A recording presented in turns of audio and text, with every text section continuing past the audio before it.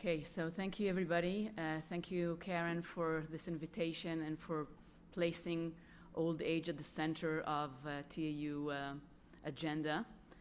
I want to present a paper that is going to be published in a collection titled The Right to Bequeath, and that how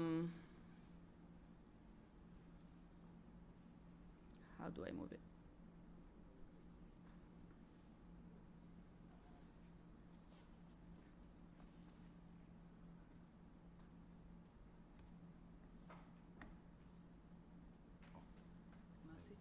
חצי ימין, חצי שמאלה. פה זה לא? כן. כן, ננסה פה. Okay, thank you. So what this paper is doing is bringing together two big projects I did on intergenerational resource transfers. One looked at parents transferring wealth to their children or to others through wills and inheritance. And the other one is reversing the gaze, looking at the question, should adult children have legal duties towards their elder parents? And you have here a list of the publications that came out of it. So Professor Trachtenberg actually gave the introduction to my topic, mentioning the high increase in life expectancy that we are seeing worldwide. And we are discussing, and maybe not discussing enough, the vulnerabilities that elders are facing. And this is maybe one of the reasons that you are so preoccupied by being young. So I'm facing old age and death, I think, in my studies, because we are all getting old the minute we are born. So we are talking about economic vulnerability, physical and mental vulnerability, and social vulnerabilities. In the past, we were bound by this cultural norm that children must respect their parents, and kabed et avicha and imecha is not just a Jewish notion, but we find it in other religions. And parents could rely on children at old age, and in fact, it was one of the reasons to have children in the world. This is Spain, and again, Professor Trachtenberg talked about the dramatic demographic changes, but it's not only the decrease in childbirth and increase in life expectancy, it's also the change in culture. And in fact, families, at least in the global north, the rationale of their existence has reversed. From the question, what it is that children owe their parents, we are living in a society in which the question is what parents owe their children. And it's almost illegitimate today to expect children to devote their lives to care for their elder parents. And this has a gender lens, a very significant one. Women live longer and face more years of physical and mental vulnerability. Most men die married or with a spouse, and most women die widowed or without a caring spouse. And when we need someone else to care for us and there isn't a spouse around, it will be usually a daughter or a daughter-in-law or a female care worker. What we also know from recent research is the high cost of providing care for the elders. It can cost employment opportunities, emotional well-being, and physical well-being for family members, and distancing from their own families, and social isolation, in particular for migrant care workers. In my writing, I suggest to develop elder law inspired by feminist family law, and I don't have the time to go into more details, but the notion is that we have to look at this phase of life, not only through the anti-discrimination lens, which is very dominant within elder law literature, but again, bravely face the reality that we have new kinds of vulnerabilities, and that we have to look at the vulnerable subject in Feynman's terms, and in addition to the needs and interests and rights of those who take responsibility for the care that is needed. There are several ways to try and fill this elder care deficit. And in my comment to Trachtenberg, I suggested a much more radical one, and we can go back to that at the end. But clearly, we need a generous welfare state. We can rely on volunteering. It can be family or others. Family resources. For example, in Israeli law, not many Israelis know that, but Israeli law demands elder children to economically support their parents if their parents cannot do so. Mezonot lahorim. And we see that when parents are institutionalized, and all of a sudden a grown daughter receives the bill from the state to pay for this care. And we can have personal wealth. So this is what I'm looking at in this paper. And imagine this elder person who has an apartment. She doesn't have a lot of liquid wealth, but she has her own apartment. And this is one graph from the States, but we see it in other Western countries in which many of the elders have a dwelling. Now we are again in this cultural notion of the right of elders to stay in their homes, stay in their communities. So can we use the fact that they have an apartment, but they don't want to sell it because the cost, the well-being, the isolation will be too harsh, to secure the care they need? Another thing that we have to remember before I'm going into the legal aspects is that Testation and Wills have transformed in the last 100 years from this elitistic institution that only the very wealthy, and usually men, are using, to a very popular legal institution. Many people write wills. A lot of people have something to transfer to the next generation. But yet again, my studies show that when people are writing a will, usually it's a very standard and laconic document. I have a paper called Soulless Wills. It was also translated to Hebrew, and many people that are not lawyers are fascinated by that particular paper, because what I'm showing is that lawyers have taken over this document, and we know hardly anything about the testator when we read a will. So what I'm asking is, can we look at inheritance law and change the way we think about it and use it in order to secure care at old age? And most literature on inheritance law deals with the right of the heirs, especially family members.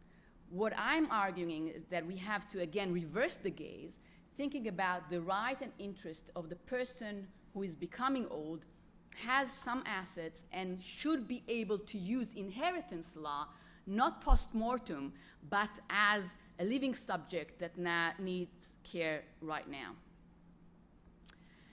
So I'm asking legislators to rethink three mechanisms within inheritance law. One is will contract. Again, Israel is an extreme example that prohibits any contract in wills. I cannot tell the care worker, I don't have money to pay to you now, but I have this apartment. If you will care for me for the rest of my life, you will be able to receive 20% of the apartment. I'm just giving an example. Because if my will states otherwise, the will overcomes the contract, and the contract doesn't worth anything. So in Israel, we cannot write any contract for care as testators.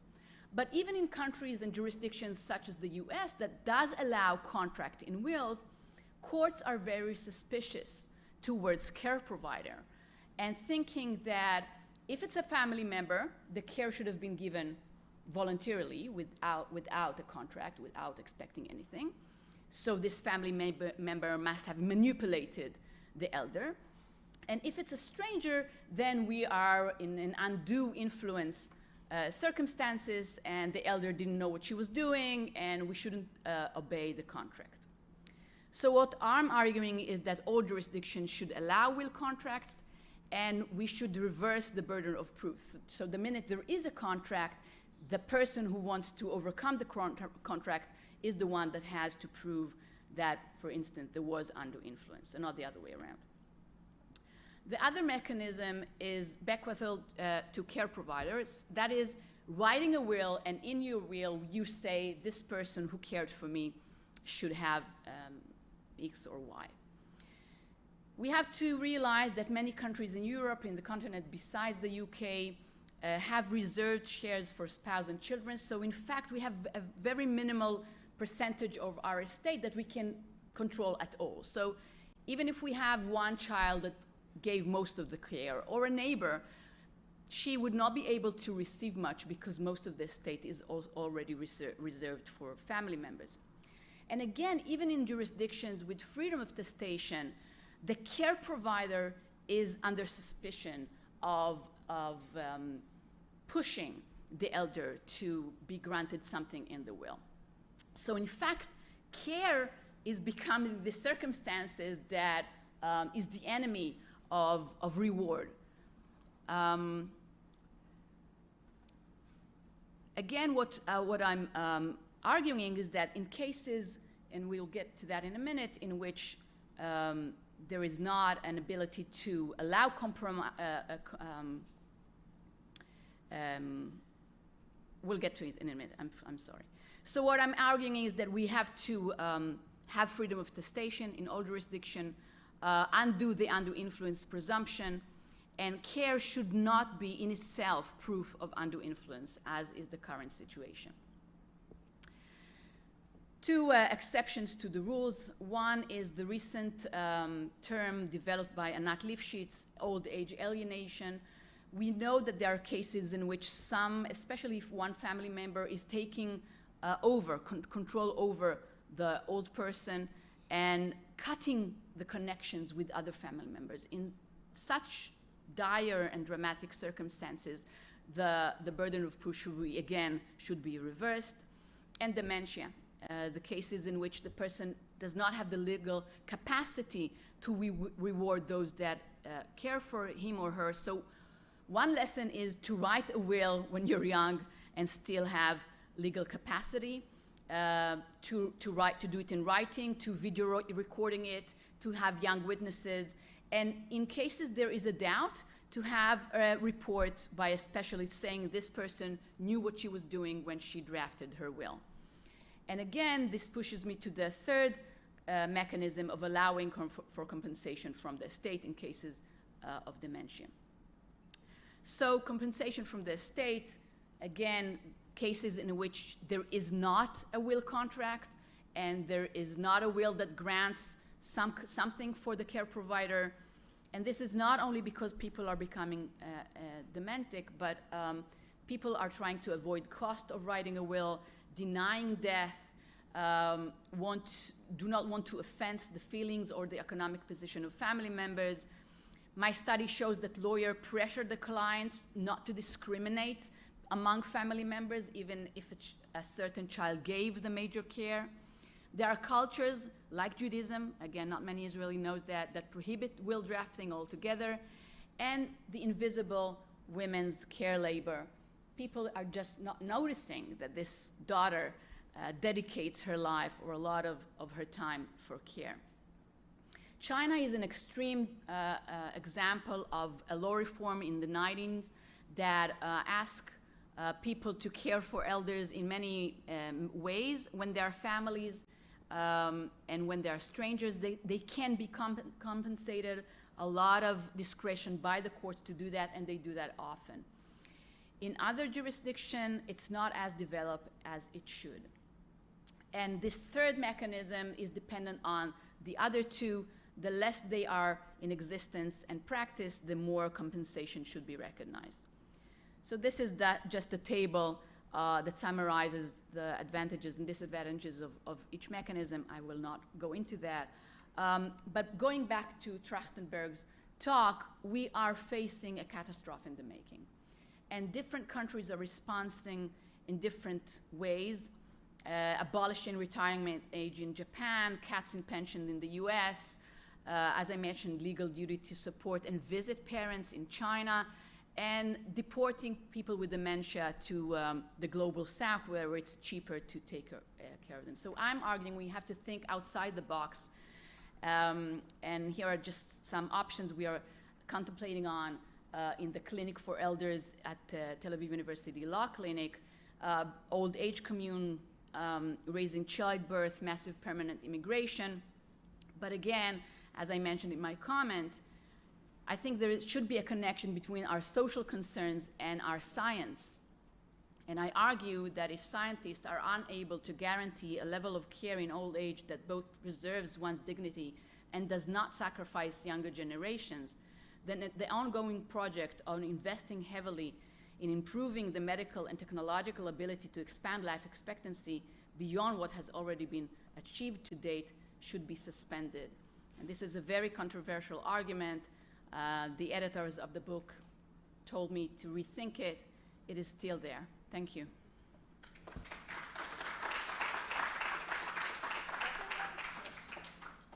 Okay, we have 3 minutes for question. Any question for Dafna? You have the mic? No?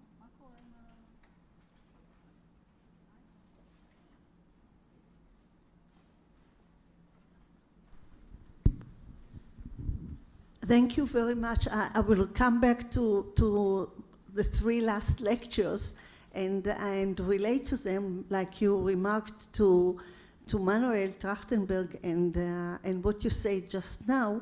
I think, and you mentioned it in your talk, that it's also a matter of culture.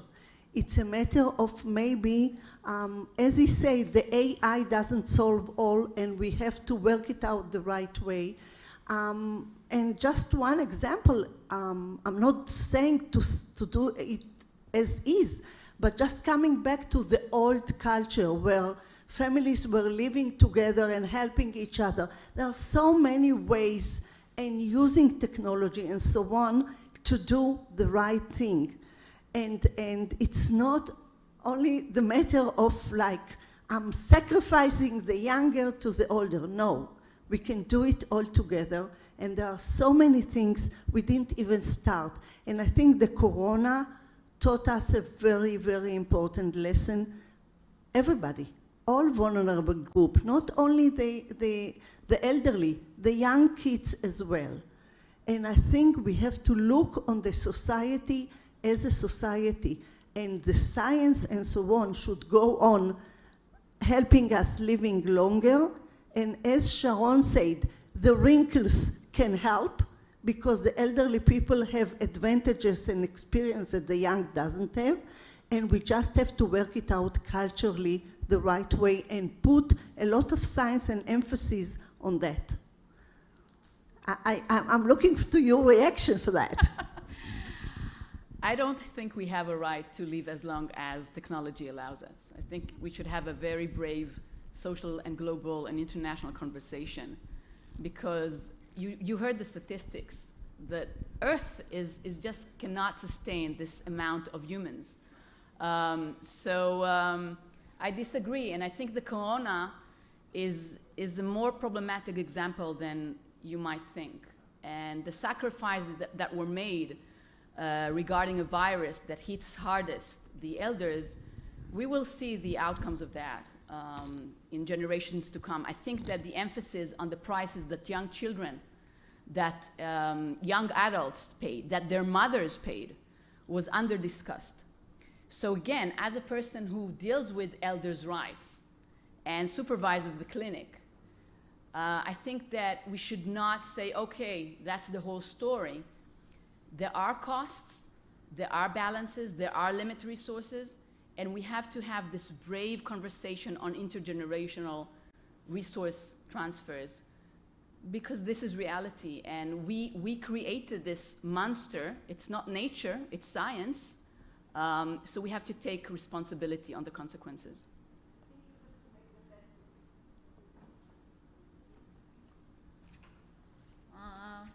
No, we finished with time. Thank you. So thank you, Dafna.